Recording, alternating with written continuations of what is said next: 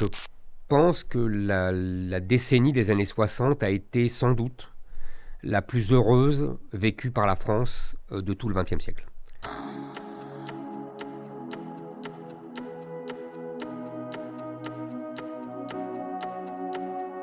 Bonjour à tous et bienvenue dans ce 15e épisode de Cigarillos et Calva, un épisode exceptionnellement consacré aux années 60, suite à une dernière sortie d'Éric Zemmour que vous avez pu déguster en intro de ce podcast. J'ai déjà consacré un peu de temps à cette question-là, au fait que les années 60 soient, à mon humble avis, une décennie ayant servi de tombeau à la France et à l'idée même de grandeur française. J'avais eu l'occasion il y a quelques années d'en faire une conférence pour des camarades de l'organisation Deus Vult. D'ailleurs, je les salue s'ils écoutent. Et j'ai également consacré un chapitre du livre Combat pour la France que j'ai coécrit avec Pierre Guyon à ce sujet. Mais puisque il est de coutume de dire que la répétition fixe la notion, voici en réponse à la déclaration d'Éric Zemmour, une déclaration peut-être plus teintée de nostalgie que de réelle politique politicienne, voici ma réponse donc d'enfant des années 80 et de nationaliste français, ma vision sur cette décennie 1960. Donc moi je considère, et c'est le titre de ce podcast, que les années 60 sont le tombeau de l'Occident. L'un des tournants majeurs de notre histoire contemporaine, c'est le déferlement de décadence des années 60. Ce fut une décennie diabolique qui a consacré la perte de notre religion, la perte de notre empire et la perte de nos valeurs traditionnelles. Je vais commencer d'abord par les années 60 et la religion. En 1962, je pense que vous n'êtes pas sans savoir que s'est ouvert le Concile Vatican II, qui fit basculer l'Église de toujours dans la fange moderniste et néo-protestante, ou plutôt crypto-protestante. Ce funeste concile s'est achevé en 1965. Parmi toutes les horreurs et toutes les erreurs issues de ce concile, deux vont particulièrement déstabiliser et diviser l'Église, la réforme liturgique bien sûr, mais aussi la liberté religieuse. La réforme liturgique, c'est-à-dire l'adoption d'une nouvelle messe en rupture avec la messe qu'a toujours connue l'Église, va désacraliser le rite pour petit à petit transformer le saint sacrifice de la messe en une simple réunion de paroissiens, exactement comme peuvent le faire les protestants et les témoins de Jéhovah par exemple. Alors bien sûr, la messe traditionnelle d'aujourd'hui n'est pas exactement la même que les autres variations de messe qu'il y a eu à travers les siècles, et j'entends d'avance cette objection, mais comme l'explique très bien le mouvement des jeunes catholiques de France dans le livre La messe a-t-elle une histoire, il y a parfois eu des modifications de la messe qui permettaient de mettre un élément en valeur pour éviter des erreurs ou pour répondre à des hérésies. Mais ces modifications étaient comme allumer une lumière dans le coin sombre d'une pièce pour mieux la voir. Il ne s'agissait pas, comme l'a fait le Concile Vatican II, de carrément changer de pièce et même de maison. En plus de la réforme liturgique, donc, qui fait que vous pouvez, selon le diocèse où vous vous trouvez, tomber sur des cérémonies religieuses, des homélies de femmes, des messes conjointes avec des musulmans, etc. Il y a donc ce second poison dévastateur qui est issu de ce concile, la liberté religieuse. Alors vous me direz, mais qu'est-ce qu'il raconte? Comment on peut être contre la liberté? Eh bien, la question serait légitime car le mot de liberté a perdu de son sens depuis que les encyclopédistes et autres révolutionnaires ont retourné au XVIIIe siècle le sens des choses. La vraie liberté, c'est la vérité. Comme nous l'enseignait notre Seigneur Jésus-Christ, c'est la vérité qui rend libre. La liberté n'existe pas en tant que telle. Dire que c'est égal d'être chrétien, musulman ou athée, ce n'est pas faire preuve de liberté religieuse, c'est porter atteinte à la vérité. Et donc à la vraie liberté qui est, selon Monseigneur Lefebvre, la faculté de se mouvoir dans le bien. En effet, il n'y a pas de liberté morale pour l'erreur ou le mal moral, nous dit Monseigneur Lefebvre. Dire qu'on est libre de choisir son Dieu ou sa religion, c'est admettre que la religion n'est qu'un produit de consommation qu'on choisirait au rayon spiritualité d'un magasin. Or, il n'y a pour les âmes qu'une seule vérité, qu'un seul Dieu et qu'un seul Sauveur.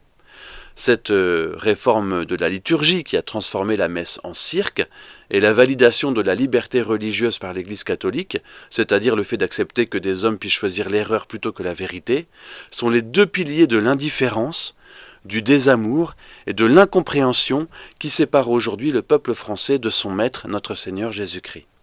Tout ça, donc, ça s'est passé et initié donc, dans les années 60, au cours et surtout à la suite donc, du Concile Vatican II, donc premier des trois énormes drames de cette décennie, la perte de notre religion. Deuxième de ces grosses pertes de cette décennie maudite, la perte de notre empire. Le fait que la France soit passée d'un empire puissant, craint et respecté à une espèce de secte administrative que gèrent les agents du politiquement correct soutenus par les puissances d'argent et leurs médias, n'est pas le sens de l'histoire, comme on nous l'enseigne à l'école, mais le fruit d'un processus révolutionnaire. Ce processus, dont le plus connu est celui de la guerre d'Algérie, qui eut lieu de la Toussaint Rouge en 1954 jusqu'aux accords d'Évian en 1962, fut mené par des séparatistes musulmans soutenus, financés et armés par les communistes, y compris les communistes français, sous l'œil bienveillant des États-Unis qui s'accommodaient fort bien de la perte de puissance de la France. Les États-Unis et l'URSS, donc les États-Unis et l'URSS, qui nous traitent à raison comme un empire concurrent, les séparatistes musulmans qui veulent mettre la main sur ce riche département d'Algérie pourtant créé de toutes pièces par les Français, voilà le cocktail explosif et révolutionnaire qui fera éclater l'Empire français, sans oublier l'impardonnable faute du personnel politique et républicain français, puisque ce sont ces politiciens, par les accords d'Évian de 62, qui donnent l'indépendance aux séparatistes musulmans et communistes d'Algérie, qui mettent ainsi fin à l'Empire français, en signant leurs accords de leurs mains corrompues et rouges du sang des Français, alors que sur le terrain, la guerre fut gagnée par les soldats français, ce qui constituait un exploit, et même une première mondiale, la victoire d'une armée régulière dans une guerre contre le terrorisme, un exploit aujourd'hui complètement passé sous silence. Donc voilà, on a perdu notre empire, donc le processus est achevé donc dans les années 60 avec cette fameuse guerre d'Algérie, on a perdu notre religion, et il y a eu également à la fin de cette décennie maudite, mai 68, j'ai intitulé cette dernière partie « La perte de nos valeurs traditionnelles ». Donc, je vous le disais, la décennie maudite des années 60 est bien entendu celle de mai 68. En mai 68, profitant d'un mouvement de grogne sociale encadré par les traîtres communistes de la CGT aux ordres de Moscou, des agents de subversion anti-française sont activés afin de mettre à bas la vieille société française. C'est ainsi que l'une des figures de proue de ce mouvement sera le pédophile juif allemand Daniel Cohn-Bendit, un agent provocateur médiocre et vulgaire, parfait représentant d'un mouvement où a pullulé puis prospéré la racaille judéo-bolchevique. Les 68ards ont d'ailleurs parfaitement assumé cette vérité, en faisant de « Nous sommes tous des juifs allemands » l'un des slogans de mai 68.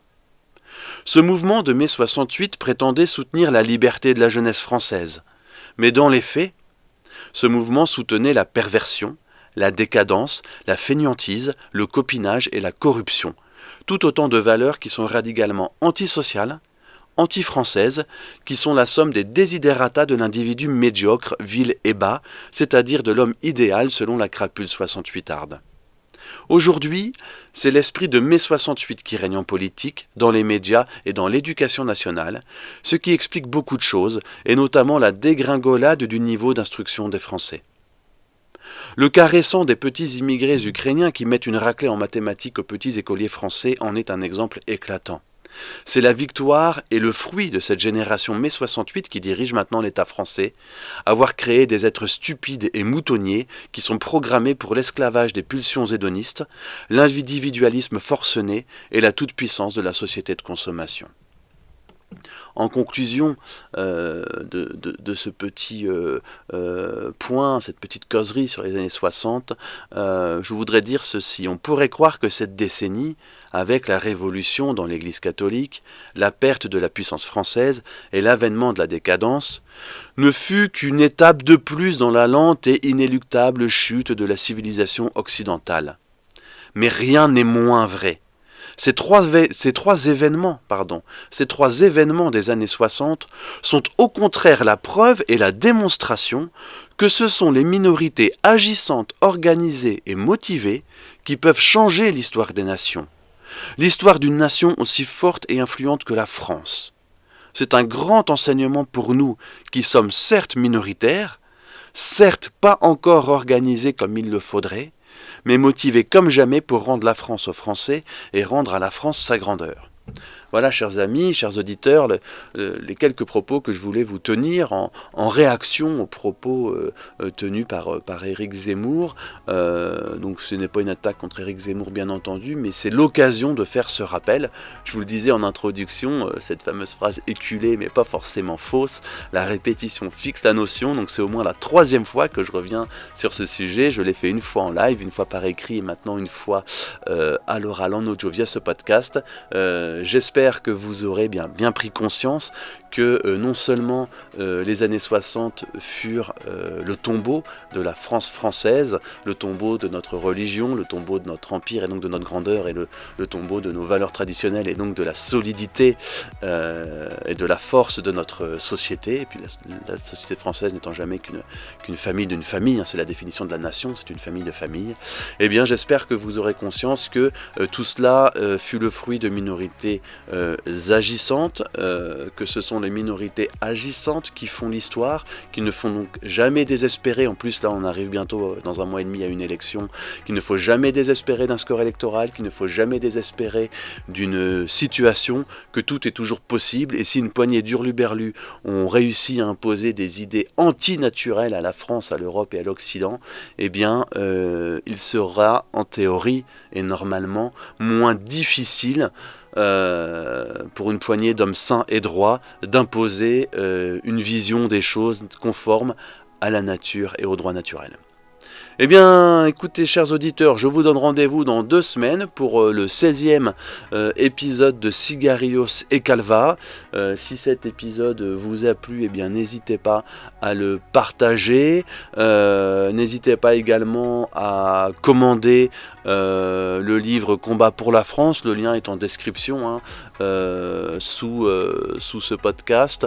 Livre donc, que j'ai coécrit avec Pierre Guyon, qui est sorti l'année dernière et dans lequel je consacre quelques pages aux années 60, entre autres sujets.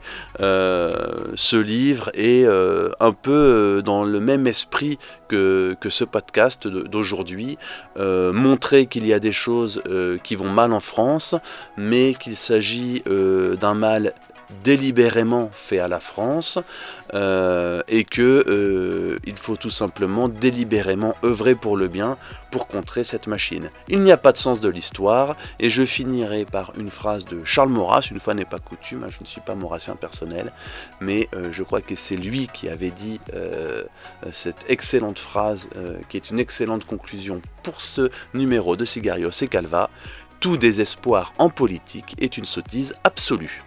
A très bientôt, chers amis.